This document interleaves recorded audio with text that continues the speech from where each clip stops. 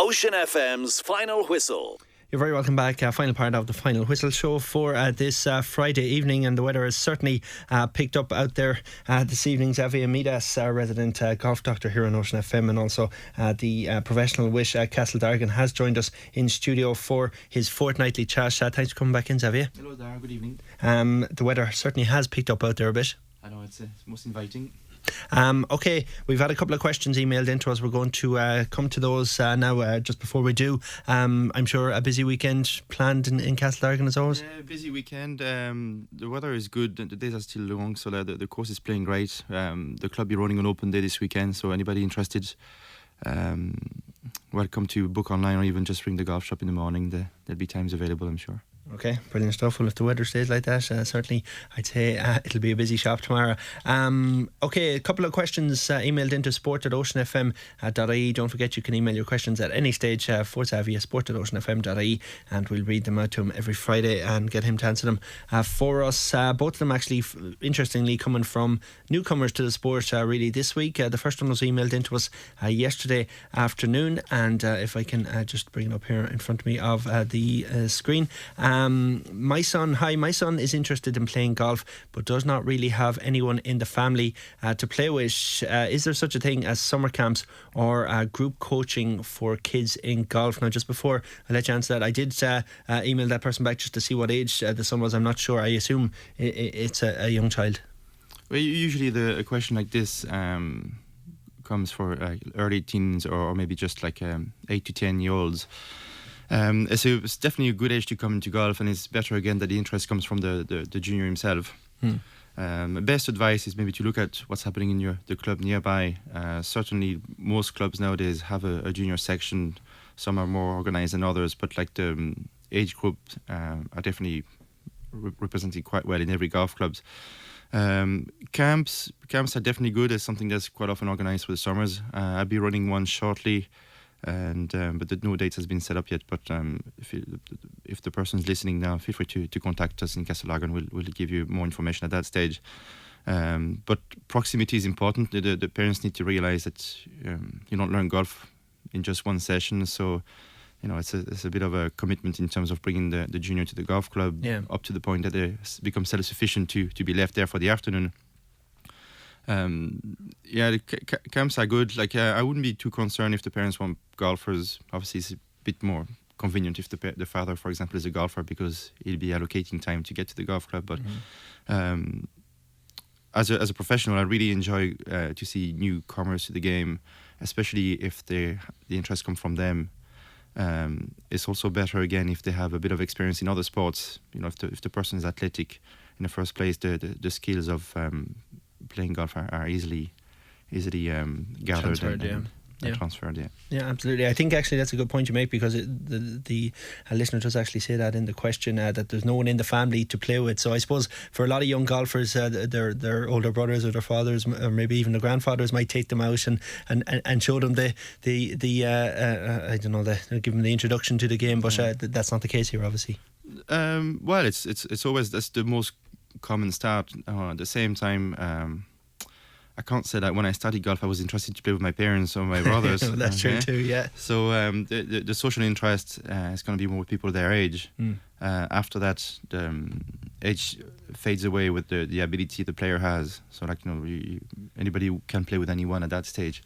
But obviously it's convenient if somebody's in your family is getting there in the first place. Yeah, well, maybe it's a good thing that you're not picking up the bad habits of the members of your family as well. Yeah, it helps when your father's good. Like the likes of kids with parents having good interest and good ability in golf obviously have a quick start, but there's, at the same time there's no set age or time to be good at it. Yeah, absolutely.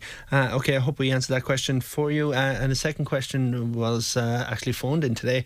I was speaking with Sinead Davis in Donegal, who rang in to chat a little bit about golf, knowing that you were coming on this evening.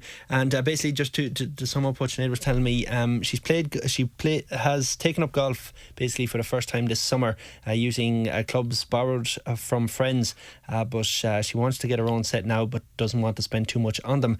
And I guess the question essentially was, does she need to buy a full set, or does she just need the clubs that she's going to be using the most? is what she was asking. Okay. Well, Sinead, if you're hearing us, welcome in the game for a start. It's an interesting question. It's an important point that when you're starting something new, especially golf, there's quite a financial commitment in terms of allocating your time first, and maybe your membership to a club, and obviously equipment. You're getting second-hand club is what I would advise person to do, or maybe if you know somebody who's got a bit of equipment, just to get started is fine. Later on, if you find that the game is suitable to yourself, then you can move on and make a commitment to buy a bit of equipment. It totally depends on the person's budget, and you can easily get advice. There's a lot of websites, and you can go on and just check what's out there. Certainly, if you're a lady, ladies' equipment is more recommended.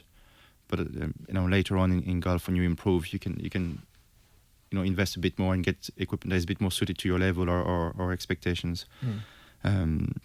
It's not uncommon for people like Sinead to maybe go on the likes of the second-hand website like eBay, done deals that you get quite a while, like a good choice of clubs there.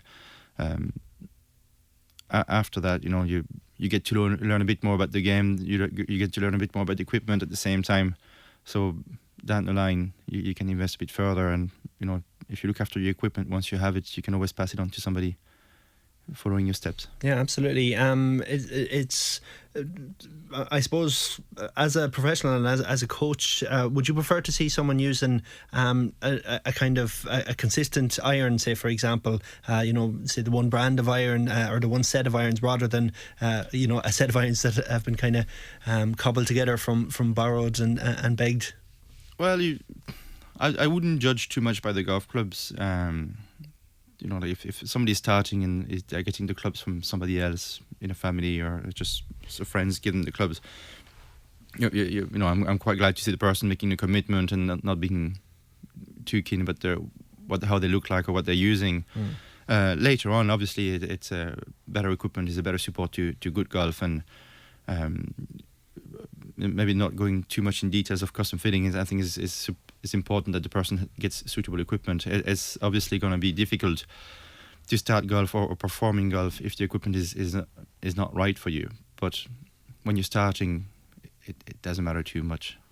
Because you can spend as much or as little as you want really with golf clubs, can't you? You can if you have the budget, you can go up and spend €10,000 on a set of clubs, or you can go and get one somewhere for €100. Yes, yeah. There's quite an open market out there.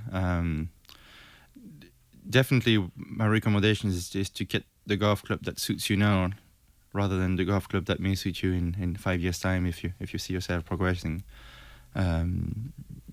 It's not something that I would always rush when somebody's asking about equipment. I would not hurry them into spending a lot of money.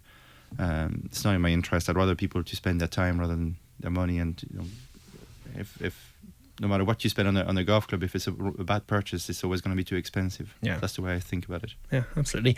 Just because I think Sinead might be our first female to send us in a question to the show, would there be much difference between male and female golf clubs? Yes, there would be. Well, when you start to compare, like if you don't know too much, when you start to compare both, you would still see the difference. Ladies' clubs usually are a little bit shorter and certainly a lot lighter. That's because ladies don't have the physical strength men would have in general. So a lighter club with a bit more give would always assist the swing speed and generate better ball striking. Okay, very interesting. Okay, that's the two questions for this evening. Thanks indeed to Sinead, and indeed to our first listener. I didn't have that person's name, unfortunately, but for getting involved here on Ocean FM. Xavier, you'll be back in with us again in 2 weeks' time? Yes, certainly. Last time you were in, you were speaking with Ronan Moyles, and you were chatting about Rory McIlroy, and just ahead of the British Open weekend, where he'd started particularly well. You seem to be a good luck omen for him. He's going well again. Yeah, I've met Rory several times. When he was a teenager playing in the west of Ireland, and ever since I've got a bit of a liking for him as a fan, and if he's playing good, I'm definitely watching. I'm always looking out for him, and I'm not a gambler, but if I had been one, I would have made a good investment on him, because there's a few bets that you hear about since he won the British Open, and I would have definitely been in for that. But no, it's great to see him good. It's great to see him playing well. He's leading at the moment, so definitely worth watching this weekend. Yeah, it's probably a bit of a stupid question given how well he did in the West of Ireland Championship and winning it for 2 years. But could you see as a 15 and 16-year-old, were you taken aback by this youngster and even just his technical golfing ability? At the time. Oh yeah. And I was assistant myself. It's not like I had a lot of experience and still a lot of players at that stage in my life as a golf professional. But when you see somebody like him, I remember talking about his golf to friends of mine, and I would feel myself shivering talking about how well he played some of the shots that you would never even think yourself to play, and so often even as an amateur. It was back against the wall on the last green and hole along putts, and if you do it once it might be fluke, but if you do it often enough, suddenly it becomes a characteristic of your game. And he also was very good very young. Like he was possibly competitive at the age of 6, which is most unusual possibly in any sport. So it's definitely a rarity, and also show great potential every time he step up to a new division. And even when he went on tour, like it didn't take him very long to find his feet and win tournaments.